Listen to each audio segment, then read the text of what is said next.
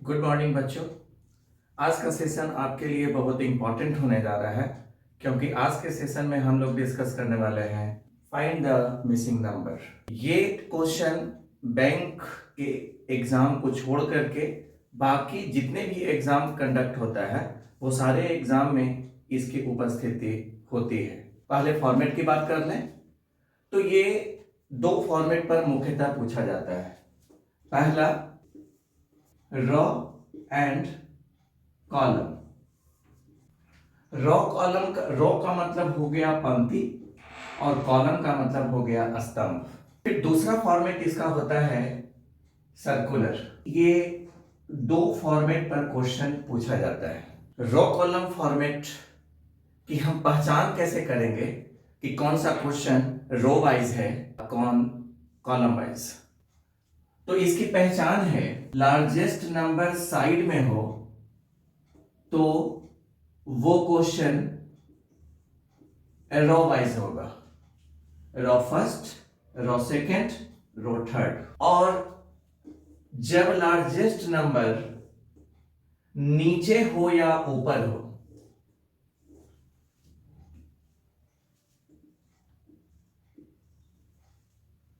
तो ऐसे स्थिति में क्वेश्चन कॉलम वाइज होता है।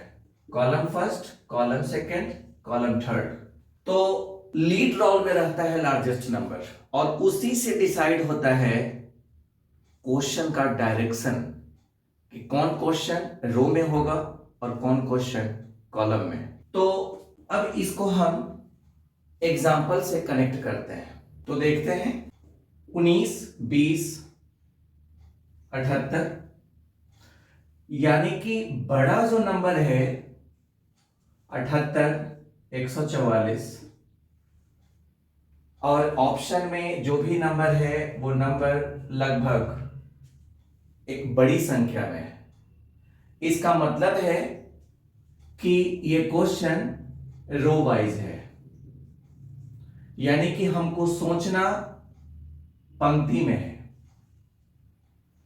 तो ऐसे स्थिति में दो छोटी संख्या से एक बड़ी संख्या हमको बनाना है, यानी कि 19 और 20 से 78 बनाना है।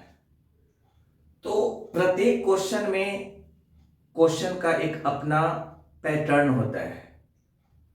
उस पैटर्न को हमको फाइंड आउट करना है। पहले रो से हम पैटर्न सर्च करेंगे, इसमें उसका वेरिफिकेशन करेंगे और फिर इसमें हम एप्लीकेशन करेंगे और क्वेश्चन मार्क के स्थान पर कौन सा नंबर आएगा ऑप्शन से हम सेलेक्ट करेंगे। तो इसका पैटर्न क्या है? तो पैटर्न हम यहां पर सर्च इस तरह से करेंगे कि छोटा नंबर को हम ए और बी से शो करेंगे और बड़ा नंबर को हम सी से शो करेंगे और इसी से हम एक पैटर्न बनाते हैं। तो अगर हम ए और बी को जोड़ करके संख्या को दोगुना कर दें तो सी का फॉर्मेशन हो जाएगा। ये इस क्वेश्चन का पैटर्न है।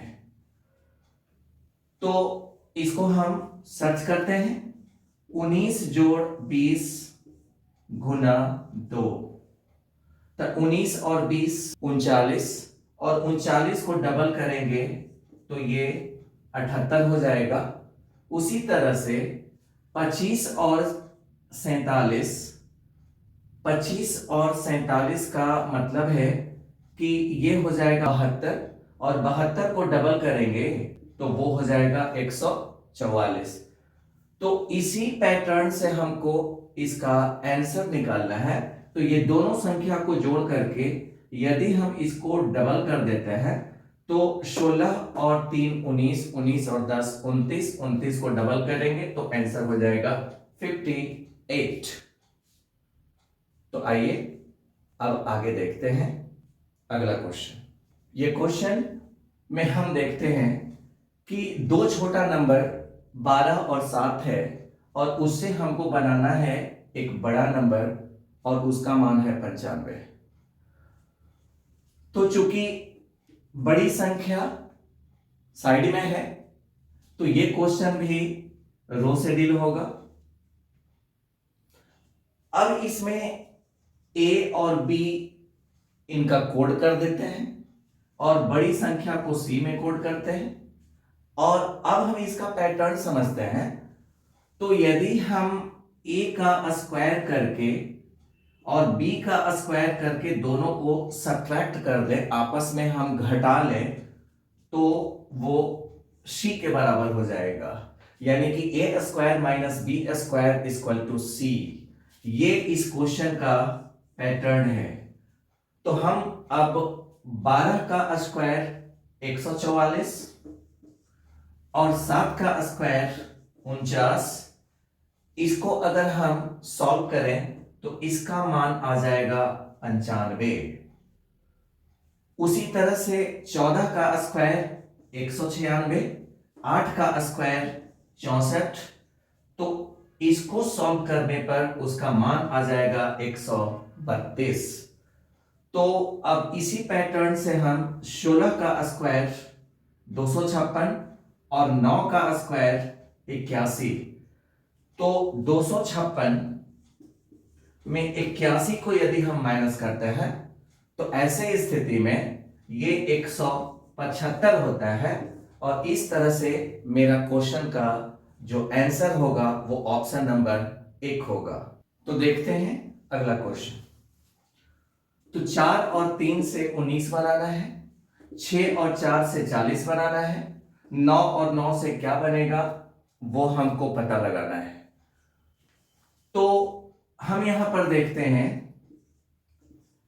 कि 4 का यदि हम यूज करके और 19 के लगभग में जाएं तो 4 का स्क्वायर करते हैं, यानी कि ए का स्क्वायर यदि हम करें तो ये 16 तक चला जाएगा। और उसमें यदि हम बी जोड़ दें तो वो सी के बराबर हो जाएगा।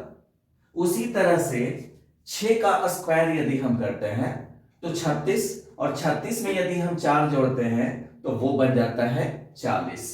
इसका मतलब है कि इस क्वेश्चन का pattern A square plus B equal to C हुआ। तो 9 का स्क्वायर 81, उसमें 9 यदि हम जोड़ देते हैं तो उसका मान हो जाता है 90। और मेरे क्वेश्चन का जो आंसर होगा वो ऑप्शन नंबर ए होगा। अब हम देखते हैं नेक्स्ट क्वेश्चन। तो बच्चों यहां पर तुम देख रहे हो कि 9, 25 और 49 ये एक स्क्वायर टर्म है। यदि इसका हम रूट निकाल दें तो ये हमको 3 दे देगा, ये हमको 5 दे देगा और ये हमको 7 दे देगा। अब देखो कि यदि दोनों इस अंक को आपस में ऐड कर दें तो यहां पर 9 का फॉर्मेशन हो जाएगा। तो यदि हम इसको ए, इसको बी और इसको सी शो कर लें तो हम कह सकते हैं कि root under A plus B equal to C. यही इस क्वेश्चन का पैटर्न हो जाएगा। तो ऐसे स्थिति में हम देखते हैं कि ये 7, 49 से हमको root under 49 plus 13 equal to what. तो इसका मतलब हो गया कि 7 जोड़ 13 बराबर 20। और ये आंसर आ गया ऑप्शन नंबर बी। तो अब हम अगला क्वेश्चन देखते हैं। तो 11, 16, 15 11, 16, 15 का रहस्य क्या है? तो हमको ये दिखाई दे रहा है स्क्वायर टर्म में, 36 स्क्वायर टर्म में, 4 स्क्वायर टर्म में। अगर हम इसका रूट निकाल लें तो इसका रूट हो जाएगा 4, इसका रूट हो जाएगा 6 और इसका रूट हो जाएगा 2। तो 11 और 4 से 15 का फॉर्मेशन तो हम कर ही सकते हैं। इसका पैटर्न क्या हुआ? तो इसका पैटर्न हम समझते हैं। ए, बी और सी के रूप में अगर इनको हम कोडिंग कर दें तो a plus root under b equal to C होगा, और यही इस क्वेश्चन का पैटर्न होगा। तो इस लेकर के 8 जोड़ root under 4 equal to what? तो 8 प्लस 2 इक्वल टू 10 होगा, और क्वेश्चन मार्क के जगह पर 10 होगा, और ऑप्शन नंबर डी मेरे प्रश्न का आंसर होगा। तो देखते हैं अगला क्वेश्चन। 9 और 6 से 45, 11 और 8 से 57, 8 और 3 से क्या होगा, इसको पता लगाना है। 9 और 6 को यदि जोड़ दिया जाए तो इसका योगफल 15, और 9 और 6 को यदि घटा दिया जाए तो उसका मान 3। तो 15 और 3 का प्रोडक्ट 45 होगा। इसका मतलब है कि ये ए स्क्वायर माइनस बी स्क्वायर के फॉर्म में इसका पैटर्न बन रहा है। और आप जानते हो कि इसका जो फॉर्मूला होता है वो ए प्लस बी इंटू ए माइनस बी होता है। तो इसको ऐड करोगे तो 19 होगा, और इसको सब्ट्रैक्ट करोगे तो 3 होगा, और 19 तिया 57। उसी तरह से इसको यदि आप जोड़ते हो तो 11, और इसको घटाते हो तो 5, और 11 बचे 55, और ऑप्शन नंबर बी मेरे प्रश्न का आंसर होगा। तो देखते हैं क्वेश्चन नंबर 7। तो बच्चों यहां पर देख रहे हो कि 8 और 27 ये क्यू नंबर होता है। यदि इसका हम क्यू रूट निकाल दें तो ये हमको 2 दे देगा। 27 का क्यू रूट यदि हम निकाल दें तो ये हमको 3 दे देगा। और आप देख रहे हो कि 2 और 7 से 9 बन रहा है, 3 और 2 से 5 बन रहा है। तो अब यहां पर कौन सा नंबर हम रख दें कि जिसका तीसरा रूट में 3 जोड़ने पर 7 हो जाएगा? तो ऐसे स्थिति में 64 ही है कि यदि हम यहां पर 64 का तीसरा रूट निकाल दें तो एकरा से हमारा 4 मिलेगा, और 4 को यदि हम 3 से ऐड कर दें तो 7 बन जाएगा। तो इसका पैटर्न क्या हुआ? तो इसका पैटर्न होगा कि ए, बी और सी के रूप में इसका हम कोडिंग करें तो ए का तीसरा root plus B equal to C होगा, और इस लेकर के मेरा प्रश्न का जो आंसर होगा वो ऑप्शन नंबर बी होगा। तो देखते हैं अगला क्वेश्चन को।